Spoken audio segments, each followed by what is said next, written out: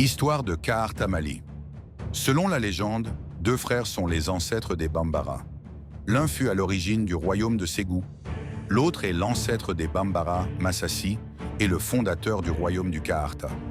Cette installation semble dater de la première moitié du XVIIe siècle. La capitale du Kaarta est alors Sunsana. Mais vers le milieu du siècle suivant, les Bambara de Ségou prennent et annexent Sunsana. Les Massassi se replient plus à l'ouest et, après quelques années difficiles, recréent un royaume sous le règne de Sirabo entre 1760 et 1780 environ, avec Guémou pour capitale. Sous le règne de Dossé Koro, la lutte reprend contre le roi de Ségou. Guémou est prise et détruite. Mais le royaume du Kaarta se redresse rapidement quelques années plus tard, à l'aube du XIXe siècle. Le roi Moussa Kourabo lutte victorieusement contre les Peuls du Fouta Toro. Sous le règne de Bodian Mariba, le royaume du Kaarta atteint son apogée, entre 1818 et 1832 environ.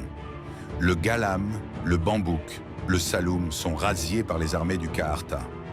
De 1832 à 1844, Garam lutte contre les Diawara.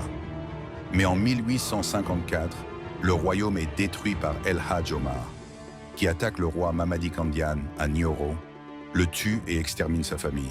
La dynastie Massani tire son nom de son fondateur Massa, un descendant de la lignée Koulibaly de dirigeants Bambara, tout comme les premiers dirigeants de l'État Bambara, rival de Ségou, qui règne de 1650 à 1710. Massa étend son territoire et son influence durant un règne long de 60 ans, jusqu'à fonder le royaume de Kaarta autour de la partie centrale du fleuve Niger et établissant sa capitale dans une localité nommée Diangounte, à peu près à la même époque où Kalajan Koulibaly établit le royaume de Ségou entre les fleuves Niger et Sénégal. Après la mort du roi Massa en 1710, son fils Benefali lui succède et développe le territoire, mais doit défendre Kaarta contre les incursions du nouveau dirigeant de Ségou, Mamari Koulibaly, 1712 to 1755. Ce dernier réussit à s'emparer du royaume originel de Kaarta, qu'il détruit en 1754, mettant fin au règne de Foula Koro, qui a succédé à son père Benefali en 1745. Foula Koro meurt en captivité. Un second royaume de Kaarta est alors fondé, plus à l'ouest, près de la ville Koumbi, par Sey Bamana Koulibaly. Son frère Denibabo, qui lui succède en 1758, renoue avec une existence plus nomade, accumulant les richesses grâce au pillage de petits royaumes, Bambouk, Kassonké et du Bélédougou. C'est le successeur de ce dernier, Sirabo Koulibaly, qui, arrivé au pouvoir en 1761, réinstalle les Bambara dans le sédentarisme et étend notablement les frontières du royaume Kaarta, annexant la moitié du Bakounou et la province de Guidioumé, s'emparant de l'opulente ville de Kita, ainsi que des localités tributaires dans le Bélédougou et le Kasso.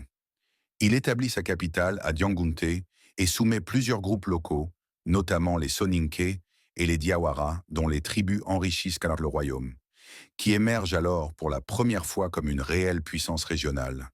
Le règne de Sirabo est suivi en 1788 par celui de Dessé Koro, qui est défait en 1794 par le roi de Ségou. Monzon Diarra, Kaarta est alors démoli. C'est sur un royaume affaibli que règnent les dirigeants suivants. Dessé Koro, son frère Moussa Kourabo, Netinkoro et Chakaba, qui reprennent les razzias dans les régions voisines.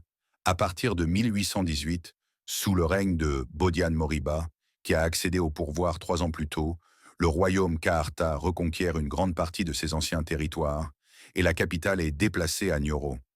En outre, Bodian Moriba réussit à mettre un terme à 30 ans de conflit avec le royaume de Ségou en concluant la paix avec